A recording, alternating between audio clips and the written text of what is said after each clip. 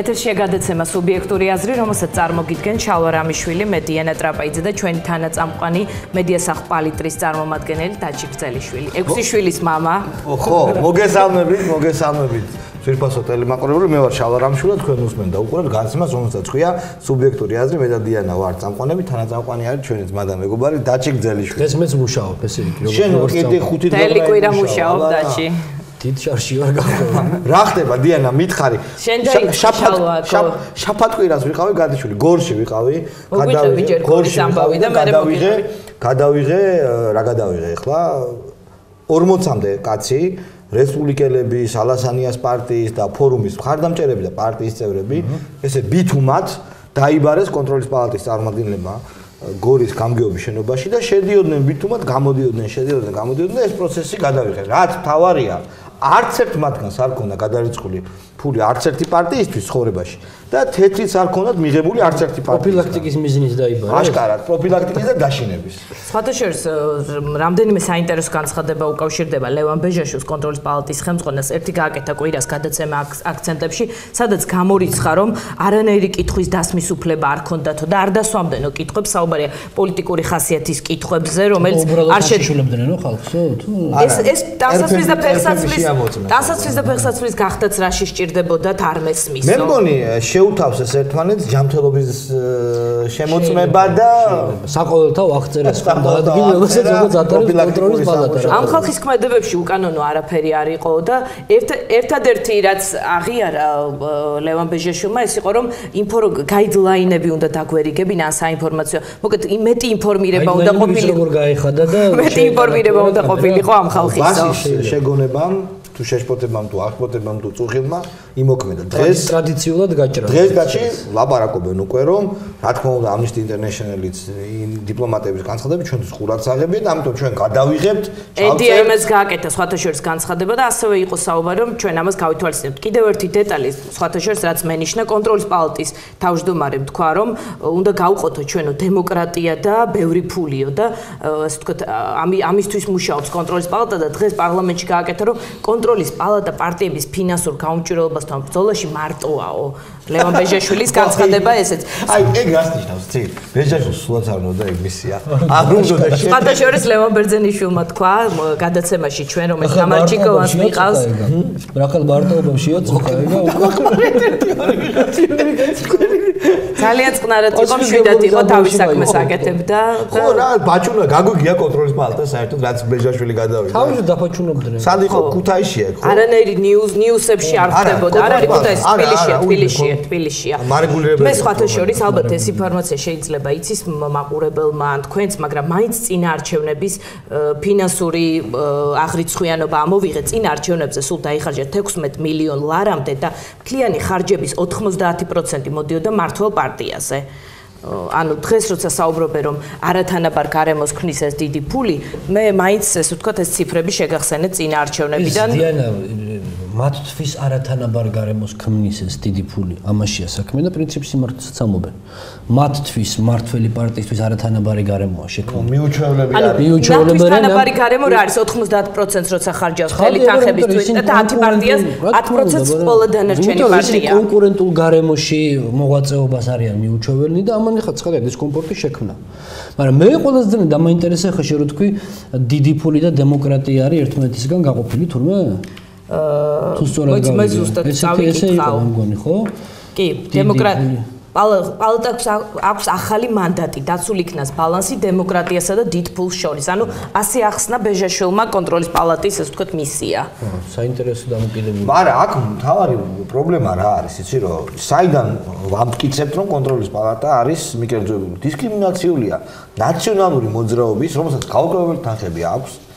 ლევან თქვა იმ ეთერში რომ მე ნაციონალური მოძრაობიდან დავიწყეო ჩემი შემოწმებაო. მოძრაობის წევრებს არიბარებენ შენ ხარ ჩემი ბატონი და არაშიშლებენ და რომელი დაიბარეს და რომელს გახადეს. ამიტომ ამბობს ალბათ დაიბარებს და ვინ გახდის კიდე გასარკვევი. მაგრამ არ ხდება ეს დისკრიმინაციულია ხო ხდები? დღესაც მე ვიხილე რომ ადამიანები ჩვეულებრივი ხარდამჭერები. ამიტომ ამბობს რომ შალვაც მე ვერჩისო, დაჭიცო, ყველა მე მაკრიტიკებსო. არა მარტო ვარო მაგიტომ თქვა რომ თანამდებობით ვიცი უბრალოდ წყაროს ვერ დავასახელებ, რომ კონტროლის პალატას არ უნდოდა ეს პასუხისგებლობა. პროკურატურასაც არ უნდოდა. საერთოდ არავის არ უნდოდა ეს პასუხისგებლობა. ეს ხათაბალა ადმინისტრაციას ებარა და მათ არ უნდოდათ პირველ რიგში ეს საჯაროდ თქვენს ჩვენს ეთერში თქვა ხანატიშვილმა. უნდასოდ კითხვას ვის უნდოდა? ბეჯაშვილს უთხრეს რომ შენ რაღაც ძალიან კარგად გამოიყურებიო. ეგრე არ არისო ძმაო. ეგრე კაი კაცი იყო, სად არისო? ეხლა ბეჯაშვილმა თქვა როგორ უნდოდა მთელი ცხოვრებაო კარგად ყოფილიყო. მაწონი ეჭამაო ეს ციტატა იყო, არ ვიცი რა. აღარ გამოდი, დაიბარა პარტიამ და დაავალა. კარგით, მე მინდა კიდევ ერთი ახალი ამბავი წავიკითხო, ბასი ახსენეთ თქვენ და დღეს პრეზიდენტი იყო, სტუდენტებს შეხვდა, სადაც საელჩოს თანამშრომლები გააკრიტიკა. საელჩოს თანამშრომლების და ძველ ბიუროკრატიულ სახელმწიფო აპარატს შორის გავლო პარალელები და პატარა ციტატას წაგიკითხავთ, რომ გავიხსენოთ რა არ უნდა დაბრუნდეს ჩვენ ქვეყანაში, ამისთვის არ არის აუცილებელი გადავიდეთ მეზობელ ქვეყანაში და რომელიმე საგზაო პოლიციის თანამშრომელს შევხვდეთ, მიდით ზოგიერთ უცხოურ საელჩოში თბილისის ცენტრში ვიზის ასახება და ნახეთ როგორ ეპყრობიან იქ მისულ მოქალაქეებს, უცხოელებიც და ქართველებიც. რატომ ეპყრობიან იცით ასე ქონია რომ ის არის უფროსი და მას შეუძლია დაგამციროს, ზემოდან ქვემოთ დაგხედოს და ამით სიამოვნება მიიღოს.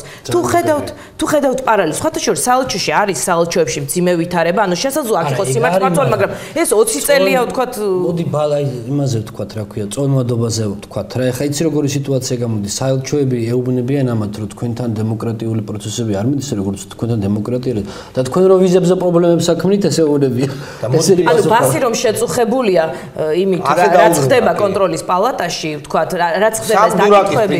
აი ეს ხო, ოღონდ ლაპარაკია იმაზე, რომ საელჩოები და სავსებით მართებულად ამეთანხმებით საყვედურობენ თუ როგორც არის აკრიტიკებენ დემოკრატია თელ ქვეყანაში დემოკრატიასთან, რაღაცა ტოტალიტარიზმის გაჩენასთან დაკავშირებით და ამათი პასუხი არის რაღაცა ეს ადეკვატური არის შეგა ესა ჩვენ ვიცით რომ რატომ თქვენ რო საელჩოში ვიზის რიგში რო ხალხს რო აწვალებთ კარგია სამდურაკის პრინციპია რა და ჩვენ ვიცით სხვა შორის ანუ ეს კრიტიკა საელჩოებით შესაძლოა კონკრეტული ფაქტები ნამდვილად იყოს და ჩვენ ყველანი დავდივართ საელჩოებში და ვთქვათ არ არის ხდება ისეთ შემთხვევებში როცა არის ასეთ ფაქტებს აქვს ადგილი ეხლა რო ფიქრობ საკმაოდ ისეთი ვირეშმა კუჩანაფიქრთან შეიძლება ქონდეს საქმე საზოგადოებაზე ზემოქმედებას გულის ხმო საზოგადოების საელჩოების იმიჯის დაცემა რომ მე ბასის განცხადება არ იყოს მიჩნეული განაცხადი ხალხი გასწავლის ჭკუას ვინც თქვენ განჯავრთ რიგებში გამცირებთ ვიზას და ეხლა ესენი მიკითხავენ მე მორალს თქვენ სხვა რამე მინდა აღნიშნოთ ყველამ კარგად ვიცით თუ რითია გამპრობებული ვიზების არ მიცემა რა თქმა უნდა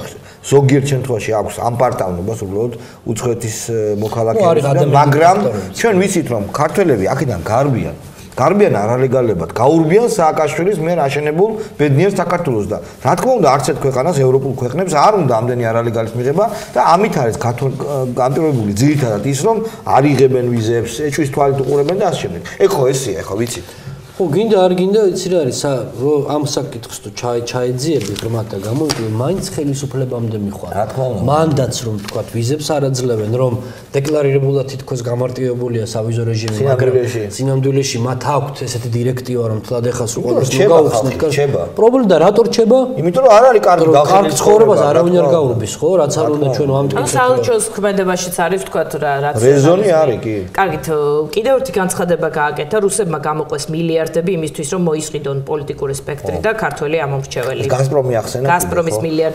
მილიარდების მეტი რა აქვს რამდენი მივაშავოთ ახლა პოლიტიკურ სპექტრს ქართულ ამომრჩეველს კაი ახლა მაგას რა უნდა ნიკელი პუტინი ვერ გაიგებს რომ ქართველი ხალხი არ გაიყიდება შემოდგომაზე თუ ქართველი ხალხი არ გაიყიდება მაშინ რატო ნერვიულობთ დაჩი მე მაინტერესებს ჯერ გაზპრომის თემა ამოვწუხო ნორილსკი ნიკელზე რატო არ ამოვსან რაღაც გაზპრომი რა არის ამისთან ბუა ნამუშავარი ეს გაზპრომი არის როგორც რუსული ვთქვათ რბილი პოლიტიკის გავრცელების რბილი ძალის გავრცელების მექანიზმი ლუკოილი არ არის ხო დაუშვათ ლუკოილი არ არის ხა იმიტომ რომ ლუკოილი იქ მე რაღაც კუდები მოყვება მაგას ეს ლუკოილი აქაც არის დიდი იმით წარმოდგენილი ფასებს მოსკოვი არ რეგულირებს თბილისის ხათაშვილ პეტრეცის გარეშე მოხდა რომ არც რავი ესია არც რავი ეს თელასიც არა არც თელასი გაზპრომი პეტრეცის გარეშე მოთქვა რომ კორუფცია რომ არ არისო იმიტომ არის მაღალი ფასი ბენზინზეო და სხვათა შორის მე მეტრეველმა დაწერა კვირის ფიქრებში რომ კორუფციის აღმოფხვრა იმიტომ მინდოდა რომ კაი ცხოვრება მქონოდა და დაბალი ფასი ბენზინზე და ზოგადად ყველაფერზე და თუ ამის გამო მაშინ რა შეასწავლება მე მგონი ყველაფერი მიდის იქითკენ რომ მიშა ბიძინა ივანიშვილს გამოაცხადებს უკვე ღია ტექსტით იტყვის და არა ასე ქარაგმულად კრიტიკულ სიტუაციაში იტყვის რომ აი ეს არის რუსეთის აგენტი ადებტი გაზპრომის ფულებით მოსული და ღიად წავა უკვე აი ეს ნარატივა აი ეს იქნება რა მე ვფიქრობ რომ დარწმუნებული რომ მუშაობაც მიდის რაღაც შესაბამის ფილმებზე ამ ყველაფრის ვიზუალურ გამაგრებაზე ვიზუალიზაციაზე როდესაც ამის საჭიროება დადგება ეს კრიტიკული მომენტი ესე ვთქვათ ჩაირთვება ეს ბოლო კადრი არა ბიძინა და პუტინი ერთად აი არა აქვს აი ის მენდუგიძე და პუტინი აქვს კადრი და ეს არა აქვს თვითონ არის აქვს კიდე კადრი წერეთელი რომ პუტინის ძეგს რო ეგეც აქვს. ეგ მაგას არ გაუშვებენ ჩემი აზრით. თუმცა ალბათ მაგას არ გაუშვებენ. გასული კვირის ასე ვთქვათ ერთ-ერთი მთავარი განცხადება იყო ირაკლი ალასანიას ეკუთვნის ეს განცხადება და დღეს ელისო ჯანაშიამ დაწერა თავისუფალ სიტყვაში პრეზიდენტი სირია და ნებაყოფლობითი რეზერვი, სადაც საუბარია რაღაც კონკრეტულ ფაქტებზე, თუ როგორ გამოუშვეს მაგალითად შენგელია, რომელიც იყო ტყის ძმების მეთაური და ზოგადად რა ხდება ზუგდიდში, სამეგრელოში, რაზეც საუბრობდა ალასანი, ანუ ხუთდღიანი წვრთნებია, თითქოს ეს არის ნატოს მოთხოვნა, რომ ეს იქნება სოფლის თავდაცვა და ნებისმიერ საგანგებო სიტუაციის დროს, რომ ქუდზე კაცი გამოხვიდეთ, ანუ თავდაცვის მომენტები, ხო?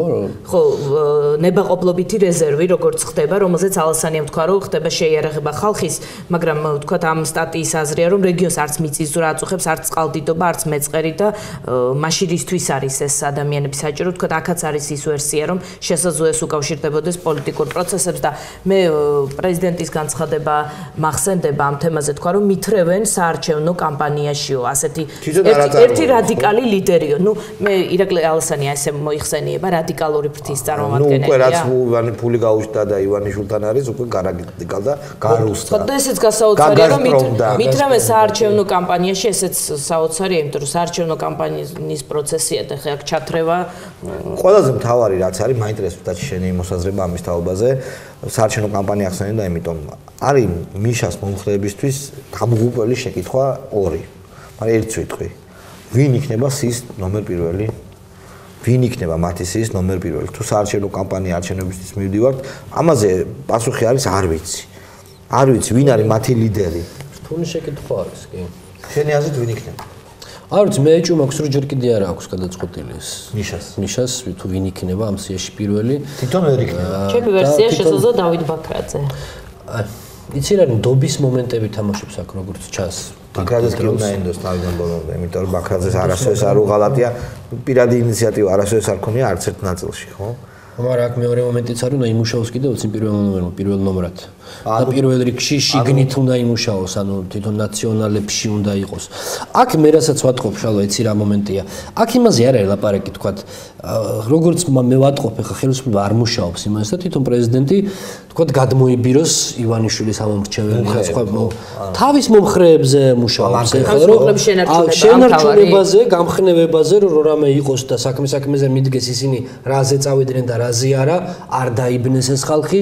არ გააკეთოს რაღაცა ხელახალი დასკვნები და ასე შემდეგ. მისი რიტორიკა რომ გავითვალით, თუ რომ გავითვალისწინოთ, ჩვენ ნახავთ რომ მისი საშუალო სტატისტიკური მომხრე არის სოფლად მაცხოვრებელი, ნაკლებად ინფორმირებული ადამიანი, ნაკლებად ინტერნეტიზირებული, სხვადასხვა ერთ-ერთი გაუკვლევის თანახმად.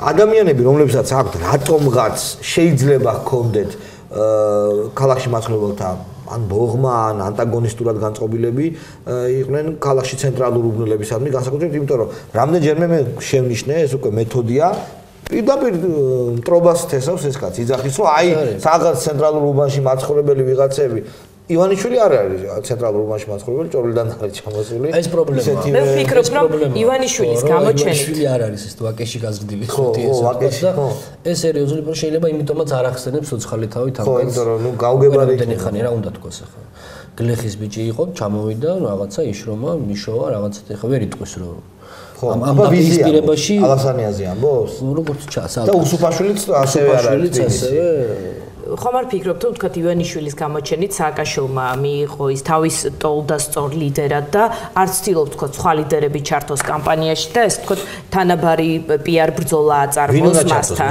მეორე კითხვა მოდის ეგრევე. შესაძლოა ივანიშვილი რომ არ გამოჩენილიყო თქვა სხვა ლიდერებსაც დააწინაურებდა. არა, რა თქმა უნდა, ყველაფერი იქნება გაცილებით მარტივად და ამისი გეგმაც არსებობდა დარწმუნებული ვარ, უკვე მაშინვე და ვიღაცებმა იცოდნენ კიდევ რომ ისინი უნდა ყოფილიყო პირველ მაგრამ ეხლა სწორედ ეს პრობლემა რომ მან ჯერ არ იცის რამდენად რთული იქნება სიტუაცია საჭირო გახდება თუ რა მისი უშუალოდ ჩართვა ამ პროცესებში იმიტომაც თქვა აგერ კაცმა გულწრფელად რომ აიძულებენ რომ ჩავერთო და ეხლა არ გამომიყვანა თუ გარეთო თუ შეატყობთ ქრისტიან დემოკრატების და მემარჯვენეების პიარიც ისე ნაკლებად მიმდინარეობს ალბათ სხვანაირად იყო დაგეგმილი რომ უფრო ინტენსიურად წარმოჩენილიყო. ეხლა არ ჩანს. მოდით გადავიდეთ გრიგოლ ვაშაძის ერთ განცხადებაზე, რომელიც რუსული მედიისთვის გააკეთა. რა თქვა, მოდით ამაზე ჩვენ შემდეგ გავაგრძელოთ საუბარი. რუსი სამხედროები აგრესიული სურვილების დამოლოს არ ცდილობენ, რისთვის სჭირდებათ ეს. როცა ყაზანში ადგილობრივი შინაგან საქმეთა მინისტრი იძულებულია დაამშვიდოს უკმაყოფილების ტალღა, რომელიც მილიციის განყოფილებაში უდანაშაულო ადამიანის მკვლელობას მოყვა და ხალხს სურს მილიციის ისეთი განყოფილების შექმნა, როგორც საქართველოსია, რაში სჭირდება რუსეთს საქართველოს მსგავსი მეზობელი. მით უფრო არ სჭირდება დემოკრატიაში შეჯიბრი თქვენთვის კომედია. არა, ეს არის უნამუსობა და უსინდისობა, იმიტომ რომ ზუსტად ამ განცხადებამდე ორი კვირით ადრე მოხდა აი ამ სანაკებო პოლიციის შენობაში კაცის უდანაშაულო კაცის გარდაცვალება და ძალიან დიდი ეჭვი მაქვს მე და თითქმის დარწმუნებული ვარ რომ მკვლელობა. აი ეს არის უსინდისობა და უნამუსობა, თვალში ნაწრის შეხლა. ამ გამჭვირვალე ვიდეოკამერებით აღჭურვილ. ხო, ისეთში როგორც ეს ოცნებობენ. ხო, საოცნებო პოლიციის შენობაში და ჩვენ ყაზანში დავდებთ ისევ იმას რა ქვია. ტერს არა, კაც გასაცოდეებულა დაჩაგრულ მოქალაქეებს. ვიცავთ იქ, ხო. ვიცავთ და მტრული პოლიციისგან. ხო, და ანის რა იყო რა სკავდა ეს. მართლავე მეცია თუ მეტირავ რო იტყვიო ხოლმე არ ვიცოდი ეს მიტინგების ის რო ხდებოდა დაშლის ტრანსლაცია და რო ითვლიდნენ რომ ეხლა კოჭის ძირში მოარტყეს ხელკეტი 2 კაცს. სამი კაცი დაჭერილია, 4 სხვათა შორის დაჩი მე მინდა ჩემი სუბიექტური აზრი გამოვთქვა ძალიან სენსიტიური ვარ როცა შლიან აქციას ნებისმიერ ქვეყანაში როცა უყურებ ემოციის გარეშე ვერ უყურებ ამ კადრებს და მინდა გითხრათ რომ ვუყურე რუსეთში აქციის დაშლის კადრებს 26 მაისს საერთოდ ვთქვათ დემორალიზებული ვიყავი და ემოციის დაჩის ახსოვს ერთად მთელი ღამე გავათენეთ მაშინ პალიტრაში ერთ ნიუსრუმში მუშაობდით და მართლა აი ძალიან მიჭირდა მუშაობის გაგრძელება ძალიან ცუდად გავხდი იმ კადრების ნახვის შემდეგ რუსეთში აქციის დაშლის კადრებს ვუყურე ყოველგვარი ემოციების გარეშე. მაგრამ ამას ახლდა ლამის პირდაპირ ეთერში. ეს არ ნიშნავს, რომ სადმე დემოკრატია. მაშინ, როდესაც 26 მაისი და ყურისძირში ხალხს ზოგს სახურავზე პოულობდნენ მერე და ზოგს ვეღარ პოულობდნენ და ხო, აქ არ ვრცელდებოდა ინფორმაცია, იყოს თითზე ჩამოსათვლელი, ვთქვათ, ინტერნეტი. მედია საშუალებები რომ მომს გაავრცელა ეს. გაავრცელეს და მოსკოვში მომხდარ ამბავს, გადმოსცემ ლამის პირდაპირ ეთერში, როგორ ვიღაცას ხელკავით წაიყვანეს, რაღაცა არ ვიცი, მართლა უსინდისობა თუ როგორ უსინდისობა, უნამუსობა, ეს არის აი გამჭვირვალე შენობები პოლიციის მოიხსენიო დადებით კონტექსტში, ქიმერდის მერე უკვე აღარ შეიძლება. გასაგებია გლობალ ტივიზე ვისაუბროთ, მისი ქსელიდან უკვე რუსთავი 2-იც გაითიშა, ანუ რაღაც პოლიტიკური ნიშნით მიდის საკაბელოების დაყოფა, ანუ გლობალ ტივიში არ იქნება რუსთავი 2 იმედი, იქნება მაგთისაძეც იქნება მეცხრე არხი და მაესტრო. მე როგორც ვთქვი, შუა იკრიფება. არა, შუაში დაწერა სხვადასხვა საკაბელოში. კავკასიას და პრინციპში ახლა მაესტროც იქნება, ხო? მაესტრო არ არის. თუმცა მაესტრო სად არის კაცო? მაესტრო ტივიზე მაგალითად არ არის მაესტრო და არც მახალზე არის. ერთადერთი კავკასიასაა. მე სხვა შორის ანუ ეს კარგია თუ ცუდი შესაძლოა თქვა მაყურებელს არჩევანი ეს 21 საუკუნეა და მაყურებელი მოახერხებს. ჯერ-ერთი საკაბელო სპორტს არის საჭირო იმედის და რუსთავი 2 საყურებლად. ჩვეულებრივი ანტენით დაიჭერე, ეგ. ოჯახის ანტენითაც ანუ ოთახში. მეორე ის მე ერთ ოთახში მაქვს გლობალი ჩართული და ბავშვებს სერიალის ან რაიმე ფილმის ყურება თუნდაც, ეს თქვა ისეთი მარტივი ანტენით მოახერხე ამის გაკეთება. ინტერესების დაკმაყოფილება რომ ძალიან უბრალოდ მე საგულისხმო რამ მინდა გითხრათ იმ ახალ საკაბელოს რომელზეც გადადიან იმეთანოთა აკეთებს როუდი ანუ ის უკროუდი კი არა რამიშვილის არამედ ზაზა შენგელია სადაც არის ერთ-ერთი ხელმძღვანელი გზებს რომ აგებს აი ეგ არის ძალიან საინტერესო, ანუ ჩვენ ვიცით ზაზას ტელევიზიების ამბავი და არ ამგონია რომ ამ საკითხში ჩართული იყოს ასე ინტენსიურად, იმიტომ რომ გარდა იმისა რომ ტელევიზიის მეტნაკლებ პროფესიონალად მიმაჩნია გულწრფელად და პატივისცემ არ ამგონია ზუსტად ამ პატივისცემის გამო რაღაც ისეთი გააკეთოს, რაც მე გამოიწვევს ასთა სხვადასხვაობას. კაი, ეს პილოტი პროცესიამოს ახერხებს ხოლმე. ხო და ნახოთ ერთი გამოსაკლევია ეს ამბავი. ძალიან ცუდი ფაქტია თავისთავად, როცა მიდის გაყოფა თბილისელებად და სოფლელებად, ეს სააკაშვილი უკვე ყოფს ამ საზოგადოებას. ძალიან ცუდია, როცა რატომ ყოფს? ნუ როგორ გამოდის და პროვინციაში გამოდის და თბილისში ცენტრალურ უბანზე მაცხოვრებელ ორ ქუჩაზე ყოფ ადამიანებს ჰქონდათ ყველაფერი და თქვენ არაფერიო და ეხლა იმათ უნდა ეს არის რიტორიკა არის ეს. რა არის ეხლა ეს სეგრეგაციაა? ვინზე ლაპარაკობ? პროვინციის სასარგებლოდ. ხო და ყოფს, აბა ვინზე ლაპარაკობს მაშინ? მაშინ დააკონკრეტოს, ხო, მარტივია. ვინ იყო ესეთი ადამიანი, ეხლა ვინ არის პოლიტიკური ძალა? თუმცა რაღაც ესეთი თუმცა სულ იყო ასეთი დაყოფა დედაქალაქის სასარგებლოდ და ეხლა თუ პროვინციის სასარგებლოდ ვინის არა უშავს. ხო, მაგრამ ეხლა ვინ არის ამ ძალაში? ეხლა ქალაქელი პოლიტიკოსები, როგორც ვხედავთ, მოუწოდებენ პროვინციებს, რომ ხარი დაუჭირონ და სოფლელი პოლიტიკოსი ალბათ იქნება ქალაქის იმედად. თვითონ ვინ არის? თუ ტელევიზიას ვიგულისხმებთ, ხო, ეს არის სოფლიო მოქალაქე. სოფლიო მოქალაქე. შესაბამისად, მე მგონი ადამიანებს, რომელსაც უნდათ მრავალფეროვნება, ეს ადამიანები იმდენს მოახერხებენ, რომ ამასაც უყურებენ და იმასაც. და შენ რას იზავს ხოჩეს? ხო, ეგრე არის, არა. მე ხა იძულებული ვარ უყურო, რო გითხრა სიმართლე, ჩემი ნები საწინააღმდეგო სრულად, იმიტომ რომ მედიაში ვმუშაობ და მინდა არ მინდა, უნდა უყურო რუსთავსაც, იმედსაც და კიდე 1000 გვარ სხვა. ეს მარგალიტებს მე ამეთერებით სხვა ტელეალერგიებს მე ესე ვიტყოდი, იძულებული ვარ უყურო. მაგრამ ეს თვითონ ეს შემთხვევა არის, ჩემი აზრით, ძალიან ისეთი ცდარი ნაბიჯი არის რა, იმიტომ რომ ამით ახლა მოხდა პრაქტიკულად კიდევ ერთხელ მორიგი დეკლარირება ამ ტელეკომპანიების პოზიციისა, იმიტომ რომ პრაქტიკაში ეს განუხორციელებელია. ვისაც ყურება უნდა ერთდროულად გლობალისაც და რუსთავის თუ იმედის, ტექნიკურად ეს არის უმარტივესი რა, ოთახის ანტენა იჭერს, იმასაც და გლობალის ისა კი, აბსოლუტურად სხვა ესე ვთქვათ, ჯეკში ერთდება. ანტენაც არ მქონდა რაღაც ესე ვთქვათ. ხო, არ არის საჭირო. მაშინ თქვათ რისთვის კეთდება ეს, რისი მიღწევა უნდა ვთქვათ ამით. ხო, მეტი არაფერი დეკლარირება არის, იცი რა არის, მე არ ვიქნები იქ, სადაც არის მეცხრე არხი? ნახეს რეიტინგები, ნახეს რომ ამ შოუებს, გასართობ-შოუებს აქვს მაღალი რეიტინგი და იძახიან რომ ჩვენს მიერ ნაწოლები ნაშრომი პროდუქტით რატო უნდა გავზარდოთ იმ საკაბელოს პოპულარობა, რომელიც ბიძინა ივანიშვილის არის და რომელიც უშვებს ჩვენთვის სტრულ არხებს. აუცილებს მაესტროს და გაუცილებს მეცხრეებს. ხო, არა, მე ჩემს აღიარება მოხდა ამით კიდევ ერთხელ. კარგით, ბოლოს მინდა გითხრათ რომ დღეს საინტერესო პროტესტის ფორმა იყო თბილისის სახელმწიფო უნივერსიტეტში ორუელის სხოლოთა ფერმა წაიკითხეს სტუდენტებმა საჯაროდ. გადაცემაში ცენტრი პალიტრის ეთერში ეს ორი სტუდენტი რომელმაც ითავა და ძალიან საინტერესო საუბარი გამოგვივიდა. ანუ არიან კიდევ ბავშვები არა ახალგაზრდები. კარგი თაობა მომდის და მაიმედებს. ხო, არც მოგვწმინეთულა შენ 20-21 წლის ახალგაზრდები, რომლებიც ძალიან საღად მსჯელობენ, არ უნდათ კუმირი, ერკვევიან ყველა პროცესში ძალიან კარგად და აქვთ კომპეტენტური პასუხი კითხვებს. ანუ პროტესტანტები კი არ არიან, მარტო კი არა პროტესტებენ, იციან რა უნდათ. და ეს არის ჩემი აზრით ყველაზე მთავარი და კარგი. რაღაცნაირად ამ ბავშვებს რო усმენ, ბავშვებს რა ამ ახალგაზრდებს. სტუდენტებს რო усმენ ხოლმე, ისე იმედი მიბრუნდება, იცი? კი არიან ეგეთი ადამიანები. დავიზაფრე აი ამ თვითმმართველობის ზოგ-ზოგიერთ წარმომადგენლებს რო უყურე და усმინე, ისეთი რიტორიკა აქვთ აი ამ ახსრულად ახალგაზრდა ადამიანს რომ მის ეს ინტერესები არ უნდა ქონდეს საერთოდ რა, არ უნდა ფიქრობდეს ის თქვათ იქ ხელისუფლება, მინისტრია, ის არის ეს არის. ცემო რაღა არის მაშინ, ცემა ხო გესმის არა, კონკავშირის იდეებით ცემა, სხვა შორის მე მახსოვს ეს კონკავშირლების მიერ ნაცემი ხალხი ლევან ბერძენიშვილი მათ შორის და ისეთი ცნობილი კონკავშირლები იყვნენ მაშინ ცემელები, ეხლა რომ ბანკები რო აქვს და ბიზნესებში რო არიან და დიდი დაბავები მიდიოდა და დაბავები რო არიან ძალიან გვარდასახეს არ დავა. ყველაზე საინტერესო ვთქვათ ფორმულირება ამ ნაწარმოებიდან რაც მე მახსოვს, ეს არის ყველა ცხოველი თანასწორია, მაგრამ ზოგიერთი უფრო თანასწორია.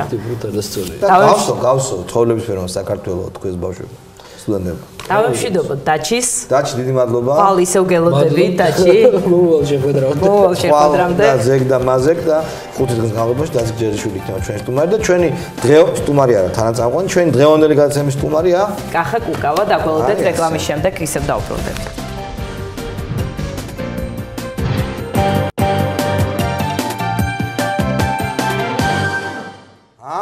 ეთერში ვართ, ხო? კახაკუკავა მოვიდა, მოგესალმები კახა როგორ ახარ? კარგად. აბა რა ხდება? ილოცავთ ახლა სტუდიაში. მესამე წენზე რა ხდება? მოხევი არ დამიმალო, არაფერი ძალიან ნერვიულობ მაგას.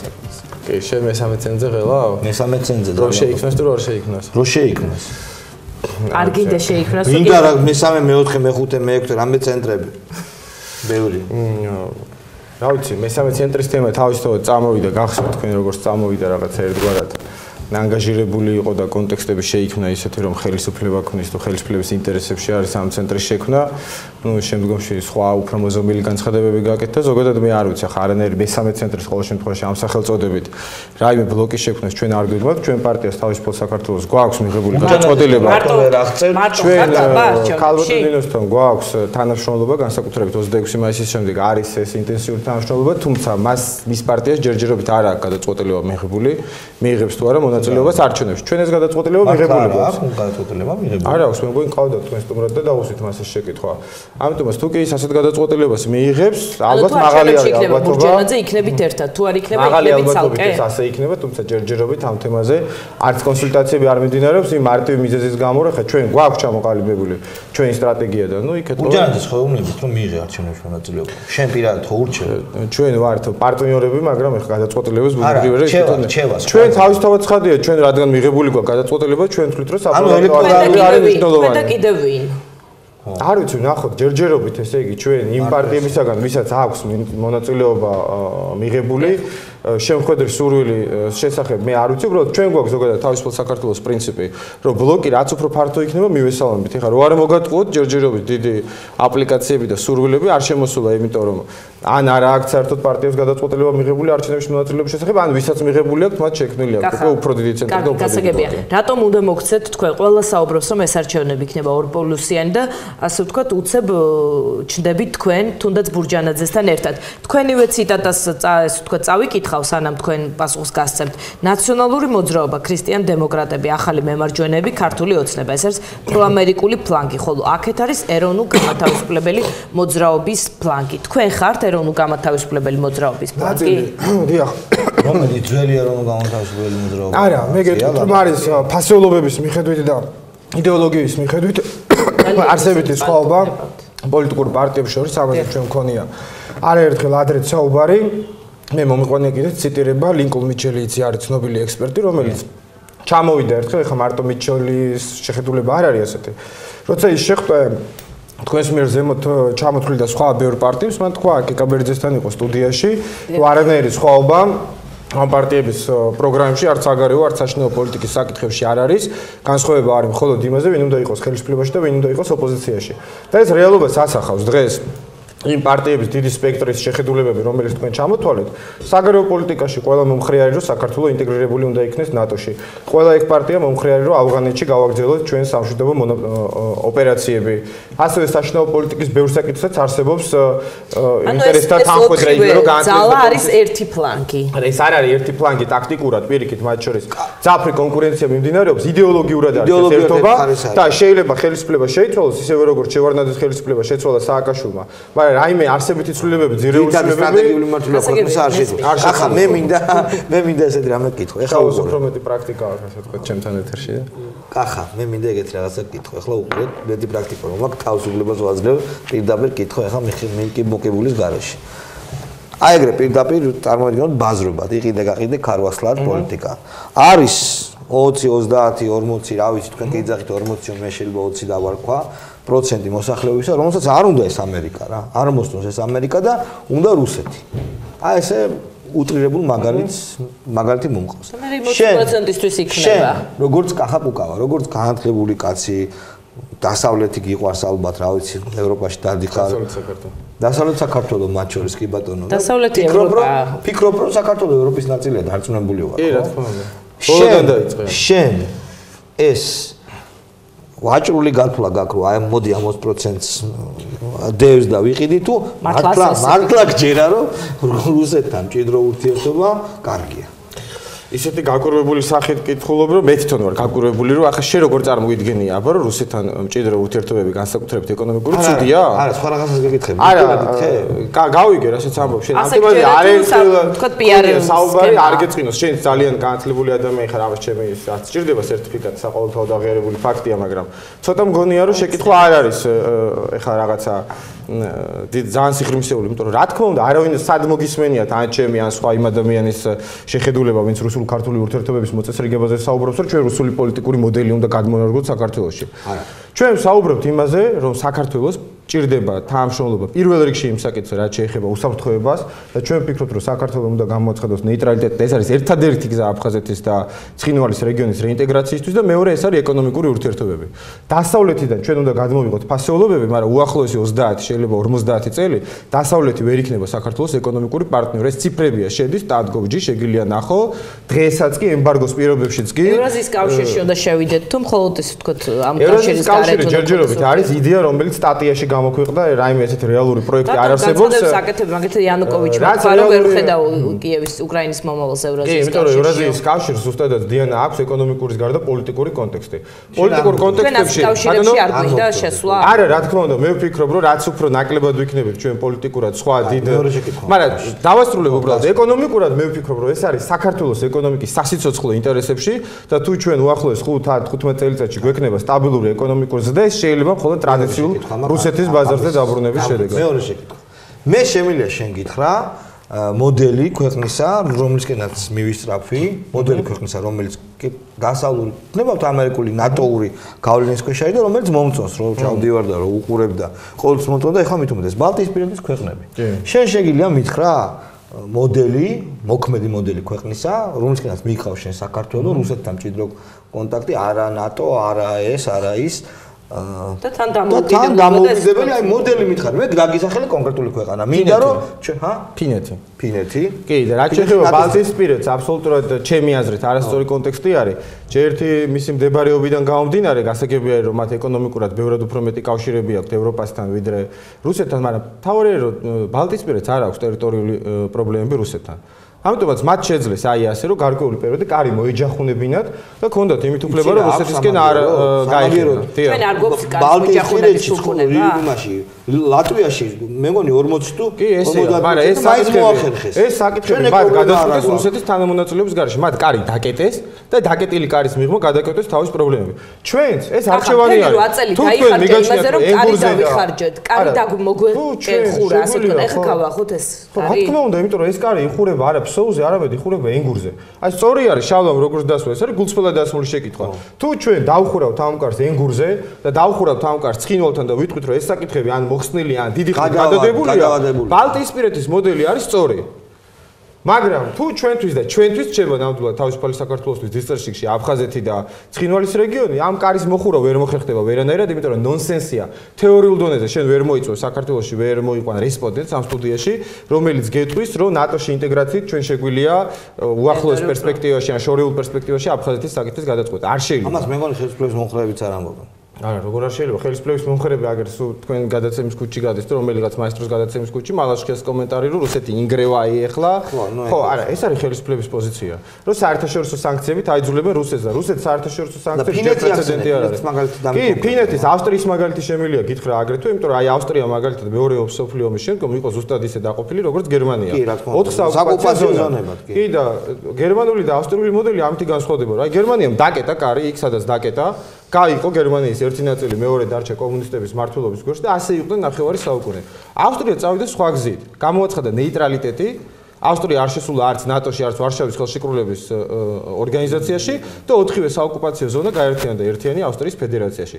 ჩვენთვის ეს მოდელი არის უფრო მისაღები, ისევე როგორც ფინეთისა, რომელიც ასევე არ არის ნატოს წევრი, მაგრამ ეხლა ეჭვი არავის არ გეპარებათ, ალბათ რომ ყველაზე ევროპული ევროპაა და ყველაზე დასავლური დასავლეთია. ანუ ფინური მოდელია და კი, რა თქმა უნდა. კი, და განსხვავება ეხლა ლიტვა იქნება, ლატვია თუ პორტუგალია არის ძალიან მნიშვნელოვანი, იმიტომ რომ პორტუგალია არის ატლანტიკის ოკეანის სანაპიროზე და არა აქვს მას ეს პრობლემა. ეხლა ჩვენ არ დავინახოთ რუსეთის რა უნდა მივიცეთ რუსებს? ანუ რუსები თანახმანი იქნებიან ჩვენი მთავრობის ხელმოწერილი დოკუმენტით, რომ საქართველოს არ გახდება არც ერთი უცხოური სამხედრო ალიანსის წევრი და დაგვანებებენ თავს აფხაზეთს და აფხაზეთს მოგცემ. ძალიან ფიგურალურად რო ვთქვათ, რა თქმა უნდა, ეს უნდა გაიცვალოს ნეიტრალიტეტში, თუმცა შენ რა თქმა უნდა გესმის, რომ საერთაშორისო ურთიერთობები ასე არ წყდება. ხარო კარტი ხო, მაგრამ რადგანაც ხა მსმენელისთვის ვამარტივებთ, უტრირებთ, სწორადაც უტრირებთ, დიახ, ეს უნდა გაიცვალოს ამაში, იმიტომ რომ მე თვითონ ჩემი გამოცდილებიდან გამომდინარე, ჩემი დაკვირვებიდან გამომდინარე, არანაირი ინტერესებს რუსეთს აფხაზეთის ცალკე აღებული აფხაზეთის მიმართ არ აქვს. ეხლა ნონსენსია მეცნიერება ხანდახან ექსპერტები გამოდიან, რომ აი ოჩამჩირის საზღვაო ბაზა აინტერესებდა, ყველა მიცეს, ვისაც ეხლა ელემენტარული განათლება აქვს ამ სფეროში, რომ აქვს რუსეთს სხვაგან ბაზები შავ ზღვაზე. და ოჩამჩირის ბაზა სასაცილოა, ეხლა ორ კატერს თუ დააყენებენ ამის გამო დაიწყო იმის თქმით, რომ აფხაზეთის და ცხინვალის სამაჩაბლო ეს არის ბერკეტები საქართველოს ზემოქმედებისთვის და საქართველოს არის ბერკეტი მთლიან სამხრეთ კავკასიის რეგიონზე. თუ იქნება, თუ საქართველოს შეძლებს ამ გარანტიის გაცემას, რომ სამხრეთ კავკასიაში, საქართველოში და შესაბამისად სამხრეთ კავკასიაში არ იქნება მესამე ბლოკის მესამე ქვეყნის სულ ერთი ამას ნატო ერქმევა თურქეთი თუ ამერიკის შეერთებული დაგვაშორებს ჩემი აზრით. კი, რა თქმა უნდა, რაღაცნაირად დაგვაშორებს და მე ვფიქრობ, რომ უნდა მოხდეს დაშორება, მაგრამ ეს არ უნდა მოხდეს გადანაცვლება. ამერიკის ადგილი რუსეთმა არ უნდა დაიკავოს, უნდა მოხდეს დაბალანსება. რა თქმა უნდა ჩვენ ესე იგი აი ეხლა ჩვენ ვართ ამერიკის კლიენტი ქვეყანა გვეძახიან ეგეთ ევროპის ძალიან შეიძლება კონჩეკი თქვა დაგესვა აი შენ თქვი რომ დასავლეთი თუ და მე ვამბობ რომ დასავლეთი მომწონს ის რაც ეხლა 20 წელია საქართველოში ხდება ყველაფერი მთავრობაც ამერიკულია ბიუჯეტის დაფინანსებაც გრანტებით ყველაფერი არჩევნებით ეს არის ის მოდელი აი რომელიც შენთვის განათლებული და დასავლეთზე ორიენტირებული ადამიანისთვის ვერ გავაიგივებდი. რატო ორი რევოლუცია მოახდინეს, მოიყვანეს თავიანთი მთავრობა და განაცხადა ბუშმა, მამამაც და შვილმაც, რომ აი ეს ქვეყანა და ეს მთავრობა არის დემოკრატიის შუქურა. მე მახსოვს როგორ ხდებოდა შეურაცხის ჩამოგდება. ჩვენს გახსოვს ძალიან კარგად. ამერიკელები მაშინ პირდაპირ თქვა აქტიურ მონაწილეობას ამაში არ იღებდნენ. მე მახსოვს რომ სწორედ გადამწყვეტი იყო. ბოლოს ჩვენმა აქტიურობამ, ჩვენმა მარიფათმა შეცვალა, ხო? ვითარება. ეხლაც ჩემი აზრით ოპოზიციის პრობლემა იყო რომ ვერ შეცვალა სააკაშვილი და არა რაღაც შეთქმულებას საქართველოს წინაშე. ასეთი ასთა შეუთავსებლობის მიუხედავად, თქვათ, თქვენ სხვა კურსი გაქვთ, ქართულ ოცნება სხვა კურსი და თქვენ დაახარისხეთ ისინი პროამერიკულ პოლიტიკურ ძალებში. რა პერსონ მათ დეკლარაცია არის? მაშინ რატომ გინდოდათ შეხების წერტილები გქონოდათ? მე ვფიქრობ, რომ ეხა ამაზეც არაერთხელ გაგვიცია პასუხი. პირველ რიგში ეხა ისე არ გამოვიდეს, რომ ხვალისეულ სათაურები დაიბეჭდოს, რომ იხვეწება, მიღება უნდათ არა. დახურული არის ეს თემა, არ უნდათ გასაგები არის, მაგრამ ეხა თეორიულად რადგან მეკითხები გიპასუხებ, რომ ეს ტაქტიკური საკითხი არის და ტაქტიკურად ხდება ძალიან. კი, მათ შორის თამაშის წესებზე ჩვენ ხვალ გვაქვს მაგალითად ვერეპალაში ღონისძიება, სადაც პოლიტიკური პარტიები ყავს მოწარე, თამაშის წესებს ეხება საარჩევნო გარემოზე. აი ყველა აპროტესტებს, ყველა პარტია საარჩევნო კოდექსის იმ ნორმას, რომელიც მას ეხება. ზოგი დაფინანსებას, ზოგი რეკლამის საკითხებს, ზოგი საარჩევნო სისტემის საკითხებს. აი ჩვენ გვაქვს გვარი მაგიდა ხოლმე და ყველა პოლიტიკურ პარტიას ვიწვევთ, რა თქმა უნდა, ოფიციალურადაც მოვიწვევთ, მაგრამ ეთერის საშუალებით. ყოფილა ასეთი და როგორც წესი სულ უფრო და უფრო უარეს საარჩევნო კოდექსს ვიღებთ. ლამის მენანება NDI-ის ოფისში დალეული ხავა და ბორჯომი. თქვენს გაქვთ გამოცდილება ბოლო წლებიდან გამომდინარე, საერთაშორისო საზოგადოებისთვის ყველაზე მნიშვნელოვანი არგუმენტი რომ განახორციელოს პრესია ამ საკითხზე საქართველოს ხელისუფლებაში, ეს არის ოპოზიციის ერთიანი პოზიცია. ცალკე არც ჩემი, არც სხვა პარტიის, არც სხვა სუბიექტის. ანუ ერთგვარად გამოსვლას აზრიებს იმ შემთხვევაშიც კი თუ ერთი ფიქრობს რომ და ამერიკა მისი თქვა ქვეყნის თუ არჩევნების მონაწილე ყველა სუბიექტი, ან თითქმის ყველა სუბიექტი ამბობს რომ ბოდიშით, მაგრამ ამ კოდექსით ჩვენ არ გვაწყობს თამაში, ეს არის არგუმენტი ევროპული არ არის კახა ამისთვის. არის გვიან, თუმცა არ არის ძალიან გვიან, იმიტომ რომ არის საკითხები, რომელიც უკვე ვერ მოესწრება, მაგალითად ბიომეტრიული პასპორტების დარიგება, მაგრამ არის საკითხები, მაგალითად დაფინანსების საკითხები, რომელიც იურიდიულად ორ სამყაროში ჩვენ ხედავთ, რომ საერთაშორისო ზეწოლის შედეგად უკვე ცვლიან კანონს. კი, რაღაცები შეიცვალა, აი მინდა გითხრა ჯარიმის ოდენობა და დაკავშირებული პირის ცნება და დაკავშირებული არაარსებითი საკითხები არის და ამიტომაც მინდა უყურეთ ხელისუფლება, მე ხა ისე მოხდა, რომ ძალიან კარგი კამპანია ეს რაც არასამთავროებმა დაიწყო. მაგრამ მე გავეცანი ამ წინადადებების პაკეტს, ეს არ ეხება ძირითად საკითხებს. რომელია ძირითად საკითხი? ძირითადი საკითხები არის, რა თქმა უნდა, თუ დაფინანსების ნაწილში ვიტყვით, რაც შეეხება პოლიტიკური პარტიების დაფინანსებას, ლიმიტების ოდენობას, ჯარიმებს და არა დაკავშირებული პირის ცნებას, რა თქმა უნდა. დაკავშირებული პირის ცნების დეფინიცია რაც ახლა ზუსტდება. ეს მოუხსნის პრობლემას არასამთავრობო ორგანიზაციებს, მაგრამ საარჩევნო გარემო პარტიებისთვის ზუსტად ისეთი დარჩება. ასევე საარჩევნო სისტემა, ამ საარჩევნო სისტემის თქვენ გესმით რომ თქვენს ესე თქვით შეკრებას და ამ გოლმაგიდებს არ ექნება თქვით პერსპექტივა, იქნება ის კანონში ასახული გჯერათ ამის. რა თქმა უნდა, პერსპექტივა იქნება ნაკლები, იმიტომ რომ სამწუხაროდ ჩვენთვის გაუგებარი მიზეზების გამო იგნორირებული არის ეს ოპოზიციური სპექტრის ერთი მხრიდან. ნახოთ, ვინც იქნება, არ იქნება მხოლოდ ქალბატონი ბურჯენა და სხვაებიც იქნებიან, იყო ლეიბორისტული პარტიის განცხადებაც, ბევრი ახლა ყველა რო ჩამოვთვალო მე ვიღაცა უნდა გამორჩეს, ხვალ იქნება შეგიძლიათ მოგბრძანდეთ 12 საათში, 12 საათზე ეს ღონისძიება, თუმცა რა თქმა უნდა, ბევრად უფრო მეტი იქნებოდა შანსი, რომ ყოფილიყო ყველა ძირითადი მოთამაშის პოზიცია.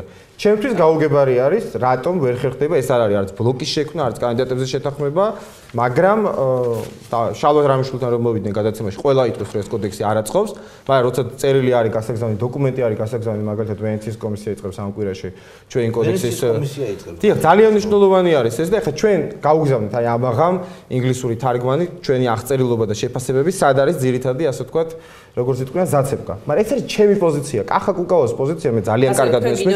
არ არის. მასე არსებობდა 8-იანი კახა, შემდეგ 6-იანი და რაღაცებზე შეთანხმდნენ, მოილაპარაკეს, წარადგინეს, სხვათა შორის ის რაც წარადგინეს, იქ დაფინანსება, მაგალითად, გაზრდილი იყო იურიდიული პირისაც და ფიზიკური პირისაც, შემდეგ კანონში აღმოჩნდა, რომ საერთოდ იურიდიული პირი იქნა ამოღებული და ასე შემდეგ. ანუ ეს გარეთ შეთანხმებები ხშირად კანონმდებლობაში არ აიხსნება საერთაშორისო ორგანიზაციებთან და არ ქონდა არჩევნები. ჯგუფი რომელიც საერთაშორისო ჩვენ გვაქვს ორი ბერკეტი, ეხლა თუ უახლოესი, რა ვიცი, 20 წლის დამოუკიდებელი საქართველოს ისტორიას გადავხედავთ ავტორიტარულ ხელისუფლებას. ეს არის ან საერთაშორისო აზრი, ან მასობრივი აქციები. ეხლა ნუ კიდე არის ერთი ბერკეტი, რომელიც არ გვაქვს დღეს საქართველოში. დღეს საქართველოში ეს უფრო რეალისტური არის ეხლა მოკლევადიან პერსპექტივაში საერთაშორისო ორგანიზაციები. იმიტომ რომ ვენეციის კომისიის შემდგომ აპრილში არის ევროსაბჭოს საპარლამენტო ასამბლეა და ბევრი ფორუმი, რომელზეც იქნება აღსანიშნავი რამდენიმე კითხვა მაქვს თქვენგან. მე უბრალოდ ხელისუფლების თამაშის წე ხელისუფლება ბევრად უფრო ეფექტურად იქცევა. მე ვიცი ეხლა და მე უდებიან თვითონ დიპლომატები. მათ უკვე აი ეხლა უდევთ ვენეციის კომისიაში ხელისუფლების დოკუმენტი, რომ კი კანონი მიღებული იყო ხარვეზებით, მაგრამ კუბლაშვილმა უკვე გაითვალისწინა ყველა ძირითადი შენიშვნა და კვირის ბოლომდე ეს იქნება შეცვლილი. კი. და ოპოზიციიდან იქნება მარტო ის რა ქვია, კახა კუკავას ორსფურცლიანი წერილი. მე შევეცდები რა თქმა უნდა, რომ ხვალ 6-7 პარტია ალბათ ამ დოკუმენტს შეუერთდება, მაგრამ კარგი იქნებოდა რა თქმა უნდა ეს რო ყოფილიყო კონსტიტუციის. მე მინდა გითხოთ ისევ ივანიშვილთან ერთიანობის შესახებ, თქვენი ერთ-ერთი ინტერვიუდან საკმაოდ საინტერესო ფრაგმენტი, რომ მიიღეთ თითქოს და პასუხი ივანიშვილისგან, რომ არ გვჭირდება კუკავა და ბურჯანაძე, გვაქვს ჰილარი კლინტონის მხარდაჭერა და ყველაფერი უკვე გადაწყვეტილია და პარლამენტში 2/3-ს ავიღებთ. მხარდაჭერა, რომ ამერიკის შეერთებული შტატები მხარს უჭერს, ასეთ პასუხი მიიღეთ? არა, მე კი არ საუბარში კი არ მივიღეთ, ასე განცხადებები რაც კეთდება, რომ არის ისეთი მხარდაჭერა არნახული, რომელიც არასდროს არ ყოფილა დღეს ქართული ოპოზიციის მიმართ. მე ვერ ვზნობ, მაგრამ ალბათ ისინი გზნობენ, მე არ მაქვს ამერიკელებთან ურთიერთობა და რომ გარანტირებულად ყოველ მიზეზის გარეშე 2/3-ს კი ეფექტური იქნება, მაგრამ არ არის მე არ ვამბობ და აქვე უნდა ითქვას, რომ ამერიკული და ევროპული კონტექსტი ძალიან განსხვავდება. არასდროს ქართულ-ამერიკულ ურთიერთობებში დემოკრატიული საკითხები არ ყოფილა პირველ 5 საკითხში. ეს საკითხი ყოველთვის იყო ევროპული ორგანიზაციების და იგივე 5 იანვარი შენ რო ახსენე ხა, მაშინ ეუთომ დაწერა დასკვნა რომ ეს არის მოკლევადიანი კონგრესმენი ჰასტინგი იყო, რომელმაც თქვა რომ ეს არის ტრიუმფალური დემოკრატიის გამარჯვება. ძალიან კონკრეტული მაგალითი, რას შეიძლება ჩვენ მივახციოთ ევროპელებთან და რას ამერიკელებთან. იგივე დასავლეთზეც როცა შეიძლება. მაგრამ აქ ერთი ძალიან მნიშვნელოვანი რამე არის, ერთი რამ უნდა დავიმახსოვროთ და გავიგოთ. შენ მაინც რაღაცნაირად როგორ გითხრა, სწორება გაქვს ამ ძალაზე, ივანიშვილის ძალაზე. სწორება მე გულისხმობ, ხო, რაღაცნაირად მაინც ან ნაწყენი ხარ, ან მე გეტყვი შენ ეთანადები რაღაც. არანაირად, ეხა პირიქით, აი თუ მიდეთ დღევანდელი გადაცემიდან აიღე, არანაირ აქცენტებს მე არ ვაკეთებ, უბრალოდ შენ ჟურნალისტი ხარ, ტელეჟურნალისტი და ჩემზე კარგად იცი რომ ეხა რაც არის მთავარი თემა ყოველთვის ჟურნალისტები და მედია იმაზე იმ კონტექსტში ეკითხებიან. მე რამდენჯერმე უსაყვედურე ჟურნალისტებს, მე მგონი შენთანაც ვიყავი, მე თვითონ მისაყვედურე ჟურნალისტები, ხა 10 შეკითხვიდან 9-ს როცა ივანიშვილზე დაგისვენე, მე ახლა რესპონდენტს არ უნდა დააბრალო, რომ სწორება გვაქვს. კახა, მე მგონი კითხო, საერთაშორისო თანამეგობრობის პოზიცია ან მასობრივი პროტესტი, ეს არის თქო რაღაც გარღვევის თვის აუცილებელი. როგორ ფიქრობ, როგორი არჩევნები ჩატარდება და იქ კრიზისი დაიძლება თუ არა და ანუ არჩევნებზე აისახება თუ არა, არ ვამბობ რომ ხელისუფლება შეიცვალა, იქნებ საზოგადოების უმეტესობას არ უნდა ხელისუფლების ცვლა, თქო მართველი პარტიის, ანუ ხალხის განწყობა იქნება თუ არა ასახული ციფრებში, რომელიც იქნება შედეგი. რა შედეგიც იქნება, უბრალოდ ზუსტად ლუის ნავარო გეტყვის, ახლა ამ კვირის ბოლოს კი 50% პლუს მინუს 5% იქნება ნაციონალურ მოძრაობას და სადღაც 20%-ის მიდამოებში ქართულ ოცნებას და დანარჩენ პოლიტიკურ ძალებს ერთნიშნა რეიტინგები. ეს შედეგი დაჭდება საარჩევნო ვინც ამერიკასთან ჩვენ საარჩევნო თქო ეს გაგამრებული. შენი აზრით გაყალბებული. რა თქმა უნდა, ეს გაყალბებული არის. ახას აზრი NDI-ის და აირაის კლუბთან დაკავშირებით არ ახალი. მე არ არის ეს სუბიექტური დამოკიდებულება, სხვა შორის მინდა გითხრათ, რომ იგივე NDI-სთან და ნავაროსთან აბსოლუტურად ნორმალური ურთიერთობები მაქვს ეხლაც. მაგრამ მე გეტყვით, რომ ამ ორგანიზაციებმა ხა კონკრეტულად NDI იყო თუ აირაი არ მახსოვს, 5 იანვრის არჩევნების წინ დაწერა, რომ ხო, გახსოვთ, ორჯერ მეტი იყო. თარხნიშვილზე უფრო ოპტიმისტური შედეგები დაწერა მაშინ ნავაროსის პარტიისათვის. მინდა დასასრულს გაგისვა. ძალიან გამკაცრებულია დაფინანსების საკითხი. მოგელაძე ბრდღნის ასე. შენ პარტიას ფული სჭირდება, ხო? რა ხდება მან? არ დაიბარეს არავინ შენ პარტიიდან. ჯერჯერობით ჩვენგან, იმიტომ რომ ხმები დადის, რომ რუსეთიდან ფინანსდებაო. ესე იგი, ჩვენგან მოითხოვეს ინფორმაცია, წერილობითი ინფორმაცია და მივაწოდეთ, რაც შეეხება დაბარებებს, ახლა მასობრივი დაბარება ჩვენ შემთხვევაში იხარჯება შენ პარტიაში თვეში. დაახლოებით რომ გითხრათ, ახლა ზუსტად თვიდან თვემდე მერყევს, მაგრამ ეს არის 20000 ლარამდე. ეს არის 10 ოფისი, რომელიც რეგიონალურ ცენტრებში. ეს არის წვრილი შემომწირველები საქართველოს მოქალაქეებს, რომელთა ნაწილი არის საქართველოში, რომელთა ნაწილი არის საქართველოს პარკების გარეთ. ანუ შენ პრობლემა არ აქვს. პრობლემა როგორ არ მაქვს, ახლა იმიტომ რომ კი, ჯერ არ მაქვს, იმიტომ რომ ეს არ არის შემომწირულების მრავალრიცხოვანი რაოდენობა, ისევე როგორც ახლა კოლეგა ოპოზიციურ ძალებს აყავთ, სადაც ასობით დაიბარეს. ჩვენ ახლა ასობით შემომწირველი არ აქვს. და როცა კამპანიას დაიწყებ, მაშინ ხო დაგჭირდება ფული. კი, როგორ არ დაგვ ფულის დაგჭირდება და ამათაც დაიბარებენ ალბათ. კახა, ბოლოს შეკითხვა მაქვს 55-21 და შენ გაქვს ეჭვი რომ ეს არის გაყალბებული. თუ იგივე შედეგი დარჩება დადგება არჩევნებზე, არჩევნების შემდეგ რა როგორ ხედავ თქვა მოულოდნელ განვითარებას? რა თქმა უნდა, ხა მე რა ვიცი, რომელი ბარიკადები გახსოვთ თქვენ ახლა რომ მე კაბინეტში ვიჯექი და ტელევიზორით უყურებდი. კაბინეტიდანაც აგინებდი მიშა შენ მახსოვს. კაბინეტიდანაც ვაგინებდი და კარგი, გითხარით რა რა თქმა უნდა, მაგრამ ეს არ იქნება ეფექტური. მე უბრალოდ არ მაქვს ახლა პრეტენზია იმაზე რომ რაღაცა ყოვლის მცოდნე ვარ, მაგრამ რაღაცა პატარა გამოცდილება დაგვიგროვდა. აი იმ შედეგების მიხედვით, რომელიც ახლა როგორ არის, აი რომელსაც ახლა ამზადებენ ყველანაირად ეს საერთაშორისო ინსტიტუტები, მე უკვე პოსტფაქტუმ ამისი გაპროტესტება, მე ვფიქრობ, რომ არაეფექტური იქნება. იმიტომ რომ ზად არის არა მარტო NDI-ის გამოკითხები, საერთაშორისო დამკვირვებლების დოკუმენტები ზად არის დაახლოებით ასეთი, რომ რა თქმა უნდა იყო ბევრი დარღვევები ახალქალაქში და ბარნეულში, მაგრამ მთლიანად ამას არ მოუხდენია ზეგავლენა. ამიტომ ღმერთმა ქნას რო ვწდებოდი, მაგრამ მე მგონია, რომ ორდინალური რაღაცა ოფისების გახსნით აქ ვითარების შეცვლა არის შეუძლებელი. ჩვენ რადიკალებს გვეძახიან, ამიტომაც კი ბატონო შეიძლება რადიკალური ხედვა, მაგრამ მასობრივი აქციების და რაღაცა არაორდინალური მოქმედებების გარეშე მე ვფიქრობ, რომ 50%-ზე მეტის მიღება საპარლამენტო არჩევნებზე შეუძლებელია. თქვენ უსმენთ კახა კუკავა სუბიექტურ აზრს, გემშვიდობებით, მე და შალვა ხვალამდე. ვიბასდენ ნახულო, ნახვამდის ხვალ შეხვდებით ერთმანეთს ისევ აქ.